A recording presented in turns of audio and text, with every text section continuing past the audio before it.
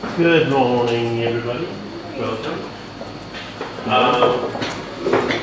Is everybody ready for a very, very long, very tough day? Oh yeah. This is what it's going to be. I don't want to scare anyone, but actually my primary purpose today is for those of you that thought there was like going to be a nice walk in the park. I'm trying to scare you out of the room before lunch. And I mean that quite literally because the journey we're here to start today, and we will continue over the next 8 weeks, is a learning journey about how to get funded, how to get money from other people, and get that money into your bank account. I think it's fair to say that journey is not easy. Like, I think if all we went down on Church Street Mall right now with a little pass or rattles or whatever, and I say, hey, give me some money, I'd like, no, $50,000 please, sir. $100,000 from you, please. You know they're going to give it to us? No. It's a tough gig to convince people to give you money on the quality of your experience, the quality of the look of your face, or whatever you want to play on, it doesn't really mind. It's not easy. Well, the purpose of what we're doing today as a boot camp, or the purpose of what we're doing over the coming weeks, as we keep learning more and more, filling the gaps, is around understanding, well, there is actually a bit of a method to the madness, and there's actually a system that you can work through to make it easier. I will not promise you it's going to be easy, because that would be totally unfair of me. This is not going to be. But it'll be a lot easier, because I will give you a framework that we use every day as a business that basically is a step by step by step, do this, do that, do this, do that. One of the things that you may find overwhelming as we proceed on this, that a lot of these things that Mike says, oh, it's one step, and then you open the bottom and start, yeah, right, but inside that one step there were 50 steps. So what I call one step might have 50 items. And one of the things that you will experience today is that we will start some of these processes, and I will have to say, I'm really sorry, but you just had half an hour doing this, and you need 3 hours, so we won't be able to finish it in the room here today. That's called homework. Now, homework is strictly optional. You can choose to do it, you can choose not to do it. It's not my problem if you don't do it. I don't care. However, if you want to get the most out of it, you have to actually do the things along the way as we do it. And the reason for that is going to be really tough if you bang it all up towards the end and go, oh my God, it's going to spend a week doing all these things. That will be a fairly inhumane consequence. So, for those of you that are serious about the journey that we have ahead together, is like, I urge you strongly to try and keep it up. And we're obviously open for questions, we're open for support, we're open for whatever happens along the way. Especially something here. I knew it was good. That was one. Yes, I'm saying that. Don't worry, I do 6, yes. So, what we're going to do today is sort of as a rough agenda, and I'll do have some slides here. Generally speaking, there's going to be very few slides. Most of the slides you'll see in the next hour. The rest of the day, you'll see these fellows over here with lots of writing on it. And that's for the purpose of trying to create this as interactive as we possibly can. I'm not here to lecture. I mean, that's fun if you're in a university, but this is not university. This is as close as we can get to real life. So thank you for that. Appreciate it. So what I will start with is a little bit of a good day, an intro, and why the hell are we even in this room. I'll talk a little bit about what we do as a business. I'll run through the agenda, and what I will then do is I will actually get everyone to copy in and say, hey, this is me, what am I doing, that kind of stuff. What I'll actually be doing is, will be the first thing we'll do on these lovely flip charting things here, is get a sense of what everybody's doing while you're actually coming. So let's get started. We should we'll get through it. So this is today's agenda, and so I'll try and step out of the way so everybody can read it. As you can see right now, with introduction, setting the scene, figuring out who is who in the room. What we're going to go into is a bit of a typo there, mapping your business from the 20-point questionnaire introduction. Remember I said you won't be able to fill everything finished? Well, for that reason, this is not a 120-point questionnaire, it's actually a 50-point questionnaire because, yeah, there's no way you can do 120 points in about an hour. We'll have a break in morning tea. Then we'll have a little bit of a more of a sort of, this is one of the sort of more lecture kind of style, like when is it actually the right time for investment? A lot of people get the point of investment wrong, and it's a bit like, hey, I've got an idea, let's go and raise $1 million. And the problem is that right now the value of your business is worth $500,000, and you can't give away 200% of the shares. That's really difficult. Then we've got a bit of break for lunch. Then we're going to talk about what is an investable business. And you might go, well, hang on a bit, my business is investable. Well, maybe not. I beg to differ. And so what I see with a lot of businesses, we started mentoring yesterday, and there were some really great businesses in there. But even one of them being a really great businesses, we started tweaking a little bit and went from really great to amazing. And that's simply a matter of having it's not even a pivot, but just having a different view on what this thing is, because sometimes we need to take a different view in order to attract the money that we want to get on board. Get a bit of a break. Then what we're going to get, and this is going to be probably the most painful part of the whole day, we're going to map the gap from where you are right now to where the hell you want to be. And you're going to do that each of you individually, and I see that most of you have drawn some kind of electronic device. And I thank you for that. I know it's not necessarily fun to log around to electronics. And then, as Kelly hinted out, we're going to have a bit of a break here, chips, dips, and beers into session 6, which is our panel discussion, Q&A, and then we're going to finish off with individual discussions for those of you that go, how do I do that? So what we're also going to be doing is we're going to introduce a number of people that will be joining us up here during the day. They will be introduced gradually as they arrive. So there's various people. Some of them are external to us, some of them are partners in the firm, and basically they'll come along and add as additional resources. So towards the end of the day, there'll actually be quite a lot that happens. So a little bit about me, I'll do very, very briefly. The first thing I should say, in case you're sitting there wondering, because I'm sure some of you are, my accent is Danish. Because I always think, what is this thing? What is he trying to say? Like, why does it sound so funny? I'm not South African, I'm not Dutch. And I don't mind if you mistake that, I don't take offense from it. I was stupid enough to arrive in this country in the year of 1990 when we had the recession we had to have, according to Mr. Keating, and I couldn't get a job. You arrive off the boat, literally, but not get off the plane. And I had a job in a pocket. I'd already been offered a job, not a problem. You walk into the boss's office and he says, hey, g'day, welcome, and please sit down. And he goes, there's been a bit of a problem. I'm going, oh, I see. You know the role that you were going to go into? I'm going, oh, this doesn't sound very good. And he goes, well, the guy that you're meant to take off from, he's decided to stay on for a bit longer. And he was meant to leave for the US, and he just didn't want to go back just yet. I'm going, right. This is not a good start for a Monday morning, right? It's like a week after you arrive on the other side of the planet, what the hell are you going to do? And long story short, there was no job, and I had talked to some of my colleagues, ex-colleagues that were now in the Australian version of the company I worked for, and they said, oh, forget about it, there's a bunch of idiots down here. So, like, the guys that ran the company was like, he was a crazy megalomaniac.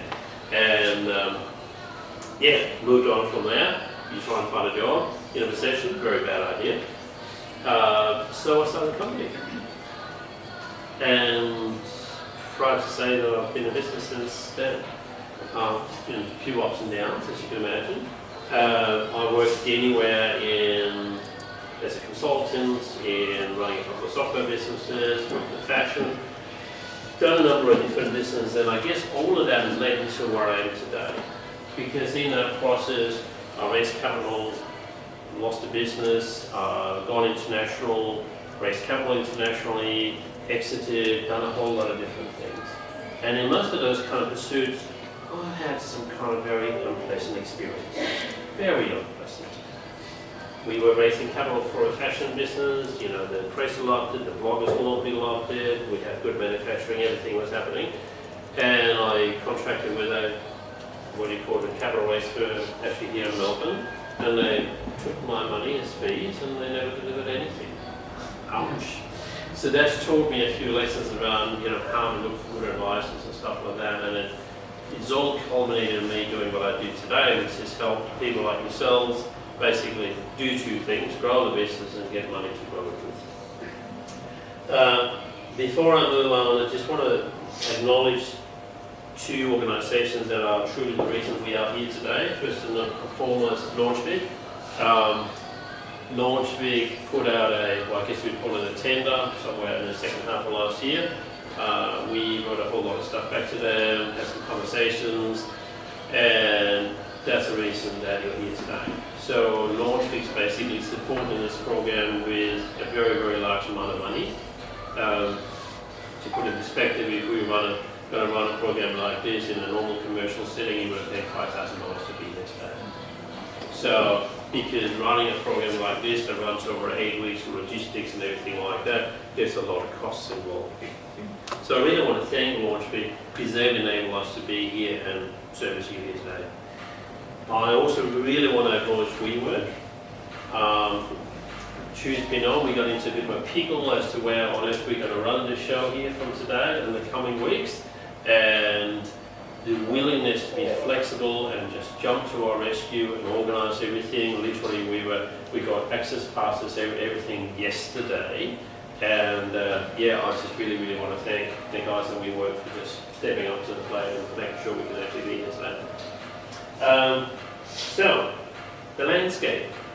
What do I mean by that? It's like, what does it actually look like out there? Well, first of all, before we do too much more, I want to put in perspective two things: revenue and capital. Because as you will find throughout today, they are inextricably linked. We can't talk about raising funding and getting funded for your business, whether it's private funding or a VC or a fund that's going to give you money, or what on earth it is, if we don't understand revenue percentage. So this is a funny little chart that I drew quite a little while ago now, and it illustrates the difference between a good business and a great business. So imagine this is your first year, and a good business in the first year, let's argue, does $400,000. We don't really know what this business does. It's fairly arbitrary. Whereas a great business does $800,000. Let's assume that there is some costs with it and so on and so forth. The profit's probably pretty crap at this stage. It's the first year. Maybe not even making any money.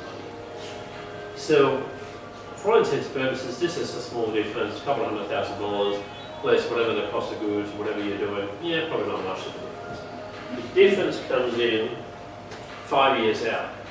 Because let's just assume the most basic assumption that it grows at the same speed. Well, 5 years out, your good business does $2 million per annum, and your great business does $4 million per annum. Now that's a massive difference. Particularly if the overheads of either business, let's assume each of these have, let's call it 15 employees, well, guess which one you'd rather have the profits from. But it gets more interesting. There's a reason, large part of my background is software, and in the software industry we love what we call recurring revenue. Is everybody familiar with recurring revenue? Yes? If not, please put your hand up. No? So recurring revenue is a bit like, I go and sell this mic here to you. But every time you want to put water in, I'll charge you 10 cents. But the mic is free. Oops. Right, so you'll never. Recurring revenue is that you sort of got Microsoft Office or something like that on your computer. Well, guess what? It's now an annual subscription. You didn't just go down to Harvey Norman and buy it once off. No. Every year to come back for this Office 365. Now it's going to be another $100. I don't know how much it is, but it's recurring revenue from their perspective. And it's a recurring cost from your perspective.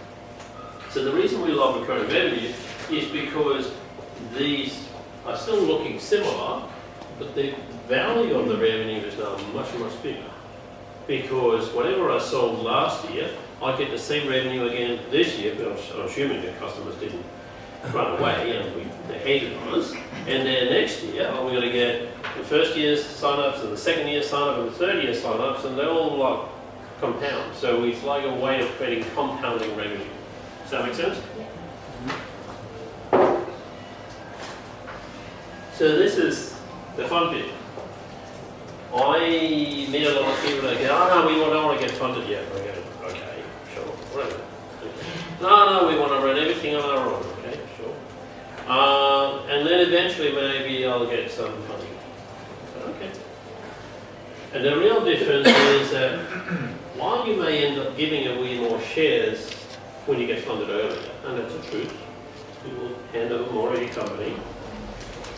The flip side of that is that this growth spurt that's allowed by an external capital injection starts earlier. So if I've done my drawing reasonably well, these are again should be parallel, but I just started that over here much earlier.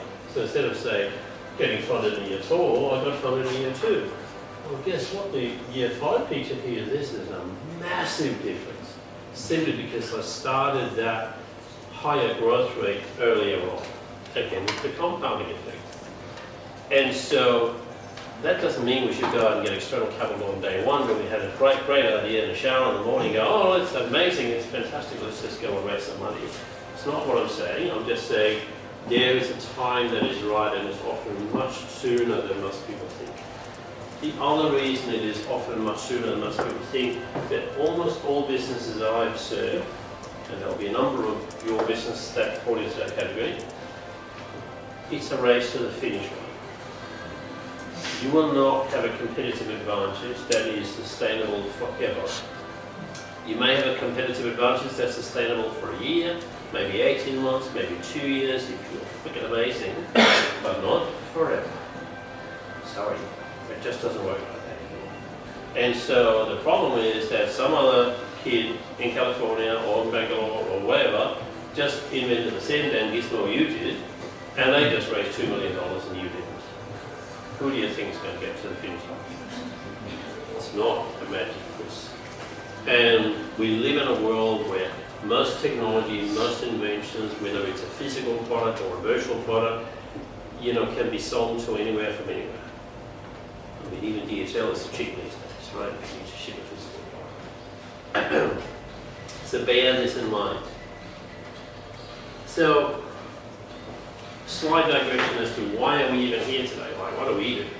And it's probably, I think, pretty much all of you haven't seen me before, a couple of exceptions.